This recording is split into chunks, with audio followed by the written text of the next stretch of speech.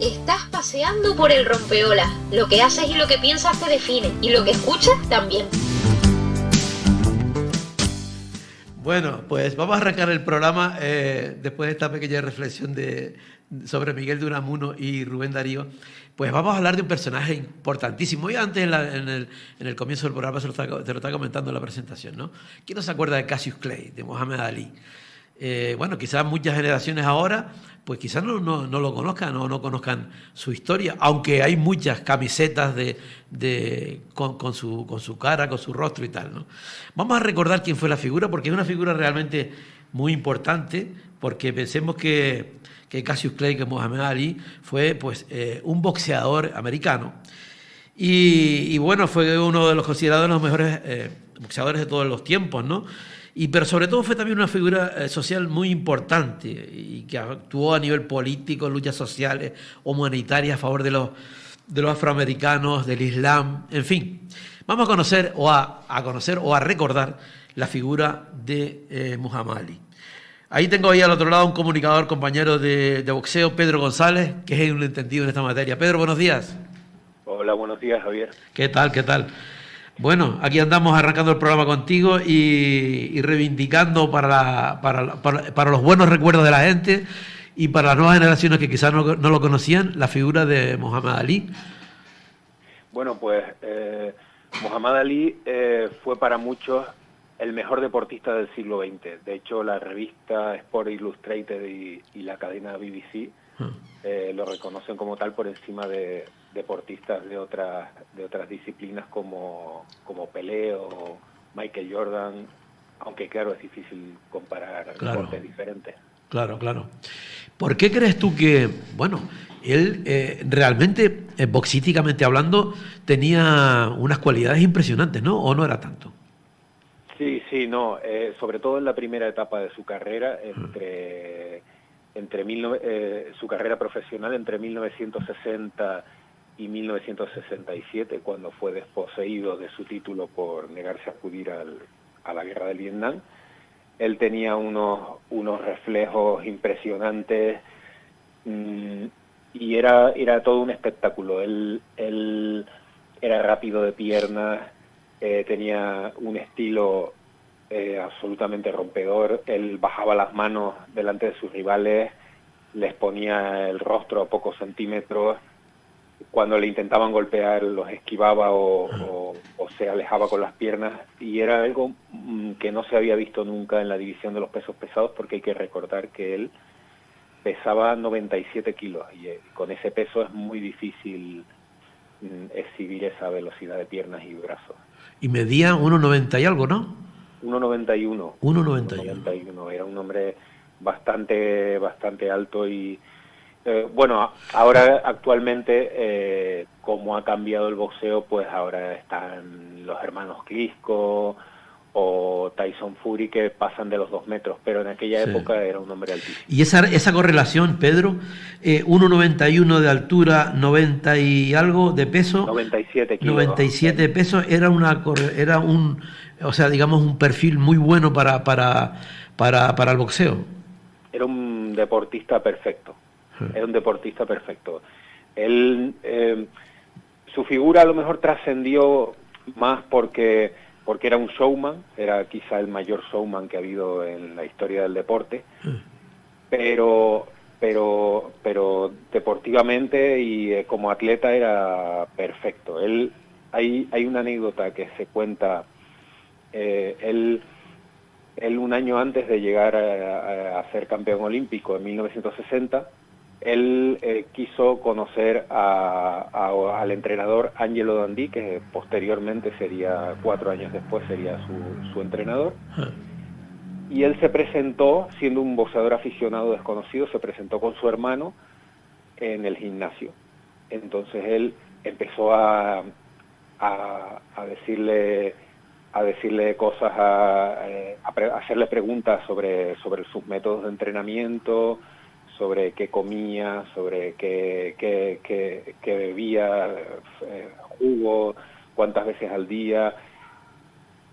Y el entrenador Angelo Dundee pensó que estaba loco y y en un momento dado, como él era tan extrovertido, tan fanfarrón, pues le puso a entrenar con el que entonces era el vigente campeón del mundo del peso semipesado, que era Willy Pastrano.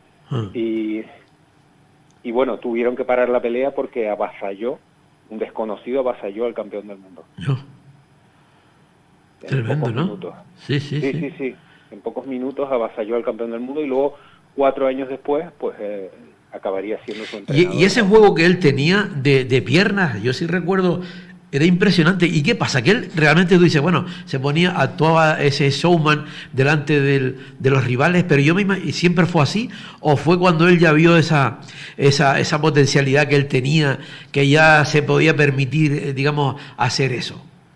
No, siempre fue así. Desde un principio él retaba a los rivales, aunque es verdad que él tenía siempre tuvo ese estilo de juego de piernas, pero a partir de una determinada época en su carrera, a partir de cerca de los años 70, inventó un paso especial que lo llaman el Ali Shuffle. ¿El Ali? Ali Shuffle. Y es un paso en el que él avanza y retrocede rápido vale. Queda bastante espectacular. Vale, que ataca, digamos, rápido con un directo o lo que sea y retrocede rápido. No sí, sabía que se llama Ali Shuffle. Ali Shuffle. Sí, es un paso muy conocido y muy complicado de hacer. ¿Y de dónde venía Mohamed Ali? ¿De dónde viene él? ¿Cuáles son sus raíces? Él nació en Louisville, en Kentucky, el 17 de enero del 42 y de 1942 y comenzó él no venía de una familia pobre, él venía de una familia normal, una clase media. Y él comenzó a boxear cuando tenía 12 años, en 1954, cuando le roban la bicicleta y él, pues llorando, acude a poner una denuncia y el policía que le atendió resulta que tenía un entrenador, tenía un gimnasio de boxeo, era entrenador y se llamaba Joe Martin y le dijo que si quería que no le robaran más la bicicleta, que acudiera al gimnasio. Y a partir de ahí, pues, 2 años después, comenzó a ganar sus primeros títulos. Y entonces él, es increíble. Oye, como todo tiene como un comienzo, ¿no? Siempre, casi todas las cosas, dice, oye, un día me pasó a mí por una anécdota, algo ocurrió y luego resulta que te cambió la vida, ¿no? Esas cosas, ¿no? Mira, ¿y él realmente cuándo llega a despuntar? ¿En los Juegos Olímpicos, cuando se empieza ya a hablar de él o cómo es esto? Bueno, él desde el primer momento ya empezó a destacar, porque ya en su época como amateur, pues en sus primeros 5 años no perdió ni un combate y hasta hay que recordar que en amateur se pelea semanalmente, no es una cosa como en profesionales, al ser los combates de 3 asaltos nada más, pues se hacen en una misma competición, se pueden llegar a hacer 5 combates. Y él hasta en los primeros 5 o 6 años no perdió ningún combate, hasta en 1959 que se enfrentó en los Juegos Panamericanos en las eliminatorias para los Juegos Panamericanos a un marine, Amos Johnson, que fue el primero que le derrotó. Pero vamos, en 137 tuvo en 144 combates amateur, solo perdió 7. ¿Y de los profesionales? 144, 7 los amateurs. ¿Y en los profesionales? Perdió 5 de 61 y 3 de ellos en la última parte de su carrera cuando ya tenía Parkinson. Es decir, que realmente pues en su mejor momento solo le vencieron 2 personas. ¿Con quién tenemos que recordar, Pedro, esos grandes combates de Mohamed Ali? Bueno, el primer gran combate que dio que hablar fue en 1964. Él se enfrentaba a Sonny Liston. Sonny Liston era entonces el campeón del mundo de los pesos pesados y era le llamaban el oso, era una pisonadora, llevaba derrotando a todos sus rivales por KO. Y Mohamed Ali, bueno, entonces todavía era Cassius Clay, hasta el día siguiente de ese combate. Derrotó de una manera increíble a Sonny Liston, con un estilo que nunca se había visto, esquivándole, burlándose de él. Y Sonny Liston, que era un hombre muchísimo más fuerte, nunca pudo aplicar sus golpes. Siempre se encontró con el vacío. Ajá. Y en épocas más cercanas, Pedro, esos grandes campeonatos que yo creo que de alguna manera era la atención mundial, ¿no? Lo que ocurría Sí. en torno a él, ¿no? Él fue suspendido del boxeo 3 años después. En esa primera época fue el mejor Mohamed Ali. Y cuando reapareció en 1971 estuvo 3 años y medio sin boxear, y entonces disputó frente a su rival Joe Frazier. Ajá. El que muchos esperaban, el que muchos nombraron como el mejor combate de la historia. Es uno de los mejores combates de la historia del boxeo. Sí, yo... y aunque él ya no era el mismo, pues hizo un combate fabuloso y perdió por puntos, aunque en ese momento fue tumbado por segunda vez en su carrera profesional, aunque se levantó y acabó el combate perdiendo por puntos. Ese poderío que tú antes comentabas al principio, Pedro, frente al rival, ¿tú crees que lo hacía porque era un menosprecio, era un no sé cómo decirte, o no, o realmente formaba parte de su quehacer que en el boxeo, de su manera? Bueno, yo creo que su técnica, yo pienso que el menosprecio a sus rivales era simplemente verbal, y era una especie de táctica para desconcentrarlos. Vale. Y el estilo pues también tenía ese fin, el que sus rivales llevara a los rivales a su terreno, que era el de la velocidad y el de los reflejos, y hacerles correr por todo el ring. Claro, igual comenzaba a hacer esa a lo mejor de los principios, que ahora ante cualquier combate pues siempre primero intentan de una manera como sea tumbar al rival en exposiciones, en decir, ¿no? Y a lo mejor él pues hacía ese tipo de forma también, ¿no? O se adelantó en el tiempo, ¿no? Pedro, ¿por qué cambia el nombre de Cassius Clay por el de Mohamed Ali? Bueno, él en 1960 él había sido campeón olímpico, en Roma, en los Juegos Olímpicos de Roma 1960, y él había derrotado en esa competición al medallista de oro y el medallista de bronce de las Olimpiadas anteriores, un soviético y un polaco. Y entonces él cuenta que entró en un restaurante ese mismo año, cuando ganó la medalla de oro, y no le dejaron entrar por ser negro.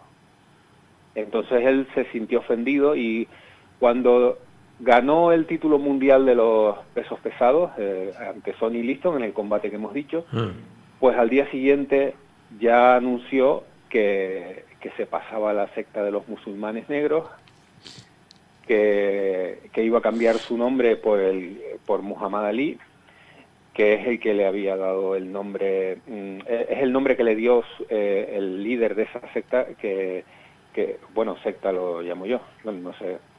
Sí, bueno, de esa facción, vale, sí. Sí. Y Elijah Muhammad, que en ese momento Elijah Muhammad pasó a ser su manager. Pero él realmente ya era musulmán, digamos, aunque se llamara de Cassius Clay, o sea, o él comienza a ser musulmán en ese momento. No, él un poco antes había conocido a Malcolm X, al famoso Malcolm X que fue asesinado, y después fue cuando, a partir de ese combate fue cuando lo hizo público, en 1964. Tenía entonces 24 años. Ajá. Y dices que venía a significar porque era el nombre de alguien que él seguía, ¿o cómo? No, ese nombre es es el elegido de Dios. Vale. Que viene a significar eso, digamos. Sí, viene a significar eso. El elegido de Dios, vale, vale. Bueno, cuéntanos ahora por qué él empieza, cuentas tú esa anécdota, ¿no? En fin, de que le pasó, ¿no? ¿Cómo él empieza a tomar conciencia, digamos, a nivel social, empieza a encabezar otros movimientos o también se llega a negar a ir a lo de la guerra del Vietnam? ¿Cómo fue todo el tema ese? Bueno, él en aquella época, pues los soldados eran llamados a filas de forma voluntaria, no era de voluntaria o reclutamiento forzoso. Y entonces no eran como ahora un ejército profesional. Entonces él pues fue llamado a filas como antes habían sido llamados otros campeones, por ejemplo Joe Louis o Ray Sugar Robinson, pero en épocas anteriores, para la Segunda Guerra Mundial. Pero en este caso, pues él dio una entrevista en televisión. En esa entrevista él dijo una frase famosa: no tengo nada en contra del Vietcong, tío. Y bueno, a partir de ahí se armó un gran escándalo. Él fue denunciado, incluso estuvo a punto de ir a la cárcel. Se libró de la cárcel, pero fue desposeído de su título pues entre 1967 y 1971.